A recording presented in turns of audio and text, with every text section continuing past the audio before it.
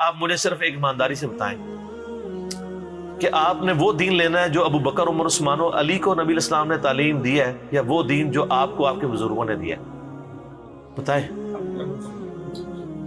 تو جب صحیح بخاری میں 1010 نمبر حدیث ہے کہ حضرت عمر کہتے ہیں اللہ جب تک تیرے نبی ہم میں موجود تھے ہم ان کے وسیلے سے تجھ سے بارش مانگتے تھے، اور وسیلہ پنجابی والا نہیں، ان سے دعا کرواتے تھے، وسیلہ شخصی۔ آج ہم تیرے نبی کے چچا کو لے کے آئے، اس وقت ہمارے بریلوی لوگ کدھر تھے کہ ان سے کہتے کہ بھئی رسول اللہ کی قبر پہ جا کے مانگ لیں؟ یہ آپ کیا وہابیوں والا عقیدہ دے رہے ہیں؟ انا کننا نتوسل الیک بنبینا، پہلے ہم کرتے تھے، تو کیا اب رسول اللہ کی بزرگی کے آپ قائل نہیں رہے؟ ان کو پتا تھا اب رسول اللہ کے ساتھ ہماری کمیونیکیشن نہیں ہو سکتی۔ اور مسلم شیعہ میں تو حدیث ہے ایک سفر میں جب پانی کم پڑ گیا تو حضرت عمر نے کہا یا رسول اللہ آپ پانی کا یہ پیالہ اس میں انگلیاں ڈالیں اور برکت جاری فرمائیں، تو انہوں نے نہیں کہا یا رسول اللہ قبر رسول پہ میں حاضر ہوں، جس نے وہ شیخ احمد رفاعی کا واقعہ لکھا ہے فضائل درود میں، شیخ زکریا کاندلوی نے اور فضائل سنن میں، کہ وہ 555 ہجری میں کہتے ہیں یا رسول اللہ قبر مارے سے ہاتھ باہر نکالے میں نے بوسہ دینا ہے، تو کہتے ہیں 90,000 کی موجودگی میں ہاتھ باہر نکل آیا۔ 90,000 کی موجودگی میں اگر ہاتھ باہر نکلے تو کتنے بندے دیکھ سکتے ہیں اسے؟ 150-200 سے زیادہ بندہ نہیں دیکھ سکتا، یا تو ہے وہاں کیمرہ فٹ اور باہر کوئی LCD بڑی بڑی سکرینیں ہوں سب۔ اور مسجد نبی میں تو 90,000 کا مجمع آج سے 100 سال پہلے بھی نہیں آتا تھا، یہ تو توسیع اب ہوئی ہے 80s کے اندر، سب کہانیاں۔ اور پھر سال لکھا ہے کہ وہ ان مجمع میں جو ہے نا وہ شیخ عبدالقادر جیلانی کا بھی نام ذکر کیا جاتا ہے، کول ہی ذکر کیتا جاتا ہے۔ یار میرا ایک معصومانہ سوال ہے، سیدہ فاطمہ تو حضور کی وفات کے بعد اس غم میں مر گئی کہ میں اپنے باپ کو نہیں دیکھ پاؤں گی، ان کے دماغ میں یہ نہیں تھا؟ حضرت عائشہ سے کچھ ضعیف حدیث ثابت کریں جو اس قبر کے 7 اجرے میں رہی ہیں 47 سال تک وفات کے بعد، 58 ہجری تک، کہ کبھی انہوں نے نبی اسلام کو قبر پہ ملاقات کی ہو۔ یار ملاقات ہوئی ہوتی تو یقیناً وہ ذکر کرتی۔ اچھا حضرت عائشہ کو خواب میں دیدار مصطفیٰ کیوں نہیں ہوتا تھا؟ اور آپ سمجھ سکتے ہیں کہ کسی کو اور وہ چھپا جائے؟ صحابہ کرام تو ہر بات ظاہر کرتے تھے، جن کو زیارتیں ہوئی ہیں انہوں نے بتایا ہے کہ ہمیں زیارت ہوئی ہے۔ ابن عباس نے نہیں بتایا تھا کہ میں نے ایک دوپہر کو مسند احمد میں آتا ہے خواب میں دیکھا کہ نبی علیہ السلام نے خون کی شیشی اٹھائی ہوئی ہے، اور آپ فرمایا میں کربلا میں صبح سے اپنے حسین اور اس کے ساتھیوں کا خون جمع کر رہا ہوں، تو میں کانپ کے اٹھا۔ ابن عباس کہتے ہیں وہ دن اور وقت نوٹ کیا، اسی دن 61 ہجری میں 10 محرم کے دن حسین ابن علی ان کے ساتھیوں کو شہید کیا گیا تھا۔ تو خواب تو انہوں نے بیان کیے ہیں، حضرت عائشہ کو خواب بتائیں۔ ہم نے ایک دفعہ ایک نا سوشل ایکسپیریمنٹ پرفارم کیا، یہ سوشل ایکسپیریمنٹ بھی ہوتے ہیں نا، آپ کو پتہ ہے یوٹیوب پہ کافی ویڈیوز رکھی ہوئی ہیں، وہ پیسے سوٹ دیتے ہیں دور کیمرہ لائک لوندے نے، اور جس نہیں چکتا ہے نا پھر وہ بندہ میرے پہ بٹوا گرا تھا، تو تھوڑے مسلمان جتنے نے زیادہ تر وہ کہتے ہیں کوئی نہیں سامتا، پتہ ہی نہیں، بہت کم ہے جو۔ ہم نے بھی ایک سوشل ایکسپیریمنٹ کیا ایک بریلوی بھائی کے ساتھ، ہم نے اسے بتایا کہ یار ایک بندہ ہے وہ یہ کہتا ہے کہ نبی علیہ السلام جب فوت ہوئے تو آپ کی مبارک زبان اور ہونٹ ہل رہے تھے اور آپ کہہ رہے تھے امتی امتی، دفنانے سے تھوڑی دیر پہلے۔ اس بندے کے بارے میں آپ کیا رائے ہے؟ اس نے جو بات کی ٹھیک ہے؟ وہ کہتے ہیں نہیں واقعی یہ بات صحیح ہے، عشق دی گل ہے، جو ہے گا حضور تے امتی امتی کرتے سن۔ ان کا ایک اور مولوی ہے، اس نے تقریر میں کہا بھی جو بھی محمد کی عبادت کرتا تھا جان لو محمد مر چکے ہیں، اور جو اللہ کی عبادت کرتا ہے وہ جان لے کہ اللہ کو کبھی موت نہیں آئی۔ وہ کہتا ہے کیڑا فلانا ٹینگا گستاخ رسول ہے، انہوں نے کہا ایڑا فلانا ٹینگا جنوں تو پہ کہنا نہیں ابو بکر صدیق دا خطبہ ہی بخاری وچ، اور جڑا دوسرا فلانا ٹینگا ہے نا جڑا جنوں تو رحمت اللہ علیہ کہہ رہے ہو قاسم نوتوی آ بے یاتی لکھ دے کہ حضور کی روح نکلی نہیں گلے میں اٹکی تھی۔ اب یہ عشق والی بات ہے۔ اور یار جن صحابہ نے حضور کی جان بچانے کے لیے، بخاری مسلم میں آتے ہیں غزوہ احد و بدر میں جانیں دی ہیں، انہوں نے حضور کے ہونٹ ہلتے ہوئے اس حالت میں دفنا دینا تھا آپ کو؟ انہوں نے دھوکے میں نہیں پڑ جانا تھا کہ نبی اسلام فوت ہوئے ہیں یا زندہ ہیں؟ کچھ چیک ہے اس وقت کوئی اس طرح کی چیزیں تھیں؟ سب کہانی ہے۔ اور حضرت ابو بکر کو بھی دیکھیں کیا تربیت ہے۔ مجھے بتائیں کسی شخص کی میت پہ اس کی لیے تعریفی کلمات کیے جاتے ہیں یا ایسے کلمات جس سے وہ کنڈیم ہو رہا ہو؟ تعریفی۔ تو وہاں تو سیدنا ابو بکر کو چاہیے تھا نبی الاسلام کی شانیں بیان کرتے کہ آپ کو اللہ نے شب معراج میں آسمانوں کی سیر کروائی، آپ کو اللہ تعالیٰ نے اپنا محبوب بنایا، انبیاء کی امامت کروائی۔ خطبہ کیا ہو رہا ہے؟ اتنا سخت ہے قرآن و حدیث کے مطابق. من کان یعبد محمدا فإن محمد قد مات. اور آپ دیکھیں بغیر پروٹوکول کے رسول اللہ کا نام لیا جا رہا ہے. سیدھا سیدھا جو محمد کی عبادت کرتا تھا محمد رسول اللہ بھی نہیں کہا, سیدنا و مولانا بھی نہیں لگایا, کیونکہ اس زمانے میں یہ اس طرح پروٹوکول کے بغیر بات کرنا گستاخی شمار نہیں ہوتا تھا.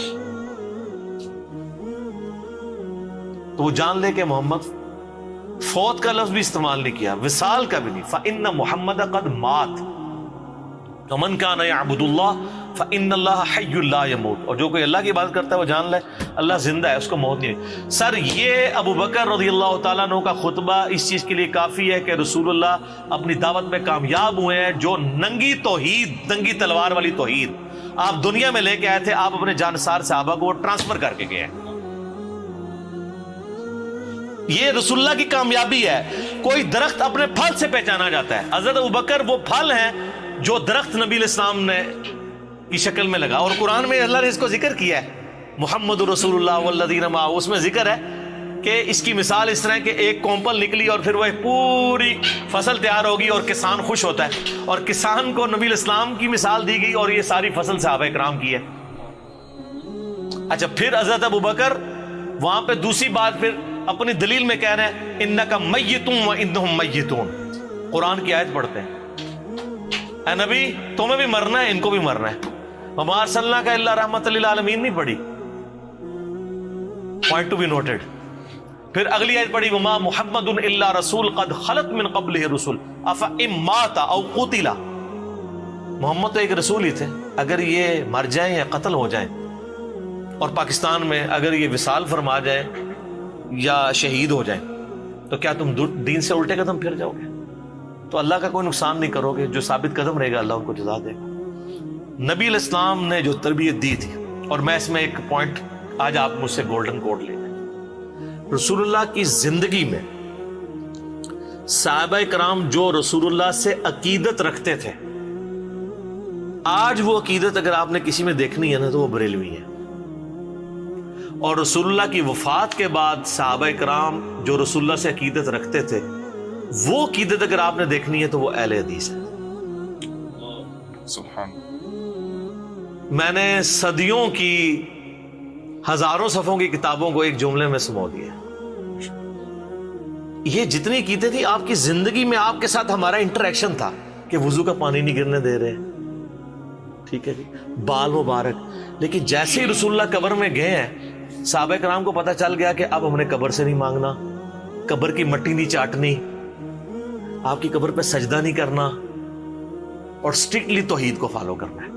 جو آج اہل حدیث رونا روتے ہیں, جس کی وجہ سے اہل حدیث کو وہ کہتے ہیں گستاخ رسول ہیں. تو جو عقیدت رسول اللہ کی زندگی میں صحابہ کرام کی رسول اللہ کے ساتھ تھی, وہ بریلویوں میں. ہم اس عقیدت کو غلط نہیں سمجھتے, ہم اس عقیدت کو عین ایمان سمجھتے ہیں, لیکن اس کو اس غلوف کے درجے پہ نہ لے جائیں, اس کو اسی پروٹوکول کے ساتھ رکھیں. آج رسول اللہ زندہ ہوں تو واللہ میں آپ سے کبھی نہیں کہوں گا کہ آپ جا کے صلاۃ الحاجات پڑھیں. میں آپ کو شارٹ کٹ بتاؤں گا کہ بھی صحابہ کا مسئلہ ہوتا سیدھا, یا رسول اللہ بارش نہیں ہو رہی, آپ نے تو کبھی نہیں کہا یار کعبے جا کے 2 نفل پڑھ اللہ کو مانگ. آگ نیچے نہیں ہے, بارش شروع. صحیح بخاری, ایک صحابی کی ڈیوٹی لگائی, کام کر کے وہ قلعے سے چھلانگ لگائی, پنڈلی کی ہڈی ٹوٹ گئی.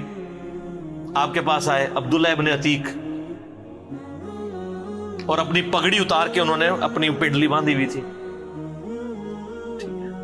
اسی ہونے تو پہلے کہتے یا رسول اللہ لات پنوا لی تھوڑے پیچھے ویکھ لو, آ کے پوری رپورٹنگ کی, یا رسول اللہ آپ نے جو کام کہا تھا بتایا تک نہیں کہ میری پنڈلی کی ہڈی ٹوٹ گئی ہے. وہ تو حضور نے لنگڑاتے ہوئے دیکھا صاحب, پر میں یہ کیا ہوا ہے, یا رسول اللہ چھلانگ ماری تھی تو میں اللہ